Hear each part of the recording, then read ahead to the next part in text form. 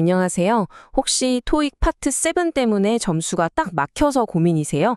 오늘 제가 그 정체된 점수의 벽을 확 깨부술 수 있는 완전히 새로운 접근법을 자세히 알려드릴게요. 오늘 이 내용이 바로 여러분의 돌파구가 될 겁니다. 자, 바로 본론으로 들어가 볼게요. 이 질문 아마 많은 분들이 막 고개를 끄덕이고 계실 거예요. 그쵸? 다른 파트는 그럭저럭 괜찮은데 꼭 파트 7만 가면 시간이 막 촉박해져서 마지막 지문 몇 개는 그냥 읽지도 못하고 찍어야 했던 경험. 다들 한 번쯤은 있으시죠? 그리고 우리를 더 좌절하게 만드는데 바로 이거죠.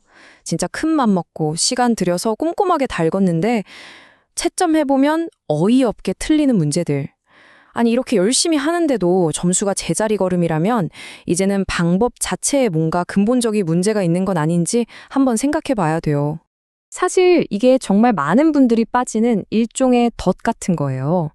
특히 영어를 되게 꼼꼼하게 읽는 습관을 가진 분들, 그러니까 성실하게 공부하는 분들일수록 이 덫에 더 쉽게 빠지곤 하더라고요. 특히 한 600점에서 700점대에서 잠수가 딱 막혀 있는 분들이 이런 압도감을 가장 많이 느끼실 텐데요. 근데 걱정하지 마세요.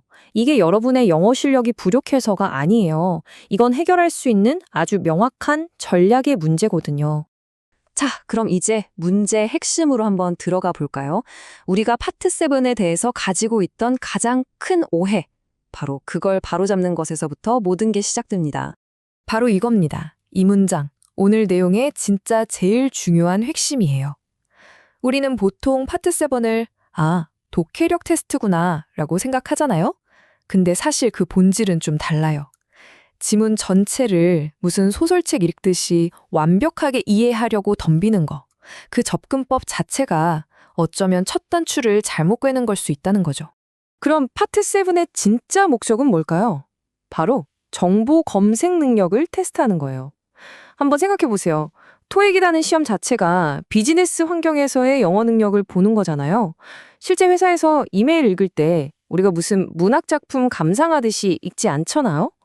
회의 시간이 언제인지, 담당자 이름이 누군지, 마감일이 언젠지 딱 필요한 정보만 빠르게 찾아내죠. 파트 7이 테스트하는 게 바로 그 능력이에요. 이해가 아니라 검색.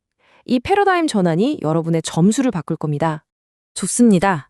그럼 지금부터 우리가 장착해야 할 새로운 관점, 새로운 접근법에 대해 알아볼게요. 이제 우리는 읽는 사람이 아니라 찾는 사람이 되는 겁니다. 이 화면이 그 차이를 아주 명확하게 보여주죠. 왼쪽처럼 지문 전체를 이해하려고 막 애쓰는 그런 소모적인 방식 말고요. 이제는 오른쪽처럼 질문이 딱 요구하는 정보만 빠르고 정확하게 쏙쏙 골라내는 효율적인 방식으로 우리의 전략을 완전히 바꿔야 합니다. 자, 그럼 구체적으로 어떻게 정보를 찾아야 할까요? 이제 무엇을 해서 어떻게로 넘어갈 차례예요. 당장 시험장에서 써먹을 수 있는 아주 구체적인 실전 전략, 제가 단계별로 딱딱 알려드릴게요. 복잡하게 생각할 거 없어요. 딱 이 3단계만 기억하세요. 첫째, 질문을 먼저 보고 오늘의 미션이 뭐지? 이걸 정확하게 파악하는 거예요. 둘째, 그 미션을 해결할 단서, 즉 근거가 되는 문장을 지문에서 수색하는 거죠. 그리고 마지막으로 보기를 보면서 혹시 숨어있는 미묘한 함정은 없는지 꼼꼼하게 확인하고 제거하는 겁니다. 자, 그런데 여기서 진짜 중요한 포인트가 하나 있어요. 2단계, 그러니까 근거 문장을 찾았다고 해서 절대 안심하면 안 돼요. 정말 많은 실수가 바로 이 마지막 확인 단계에서 나오거든요. 바로 이거예요. 정답과 오답을 가르는 그 결정적인 차이. 우리가 무심코 지나치는 아주 사소한 단어 하나에서 비롯될 때가 정말 많아요. 특히 보기에 있는 always, only, never, probably 같은 부사들 있잖아요. 이런 단어 하나가 문장 전체의 뉘앙스를 완전히 바꿔버릴 수 있거든요. 이런 작은 디테일까지 놓치지 않는 후련이 정말 중요합니다. 이제 좀 더 까다롭게 느껴지는 2중, 3중 지문으로 넘어가 볼게요. 근데요, 전혀 걱정할 필요 없어요. 여기서도 우리가 배운 핵심 전략은 똑같이 적용되거든요.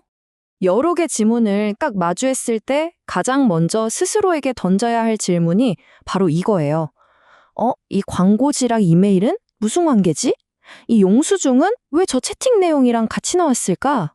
이렇게 문서들 사이의 관계, 즉 연결고리를 파악하는 게 다중지문 공략의 시작이자 끝입니다.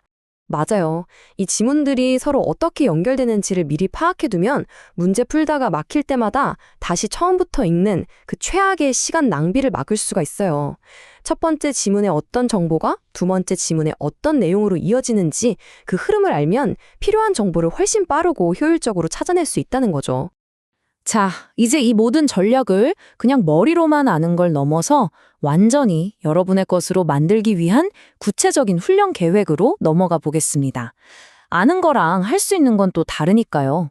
훈련의 핵심은요, 시간 압박 환경을 스스로 만드는 거예요. 진짜 시험처럼 지문 하나하나 풀 때마다 타이머를 설정하고 푸는 습관을 들여야 합니다. 그리고 성공하면 바로 다음으로 넘어가고 실패하면 내가 왜 틀렸지? 어떻게 하면 시간을 더 줄일 수 있었을까? 이걸 철저하게 분석하는 과정. 이게 실력을 키우는 가장 빠른 길이에요. 이 표는 여러분이 훈련할 때 참고할 수 있는 구체적인 가이드라인이에요. 보시면 단일 지문은 문제 하나당 30초, 그리고 지문 간의 연계성을 파악해야 하는 2중, 3중 지문은 문제당 1분으로 설정하고 연습해 보세요. 예를 들어서 5문제가 딸린 단일 지문이다? 그럼 딱 2분 30초 타이머를 맞추고 시작하는 거죠. 어때요? 할만하죠?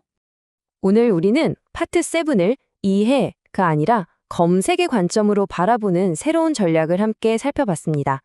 이제 더 이상 지문 전체를 읽느라 시간을 낭비하지 마세요. 질문의 의도를 파악하고 정확한 단서를 찾아내는 정보 사냥꾼이 되어보는 건 어떨까요? 이제 파트 7은 여러분의 발목을 잡는 장애물이 아니라 점수를 확실하게 올려주는 전략 과목이 될 겁니다. 자, 지금 바로 시작해보세요. 막막한 미래 어디부터 시작할까? 토익 점수가 내 발목을 잡을까봐 기초부터 탄탄하게 봄쌤과 함께 차근차근 목표 향해 나아가는 거야. 봄 토익으로 레벨업 꿈을 향해 점프해 고득점 향망설이지마 just do it 자신감 실력 옆이 빛나는 미래가 보여 원하는 전수 이젠 내 차례야 alright 봄 토익으로 레벨업 꿈을 향해 점프해 고득점 향망설이지마 just do it 자신감 실력 옆이 빛나는 미래가 보여 원하는 전수 이젠 내 차례야 alright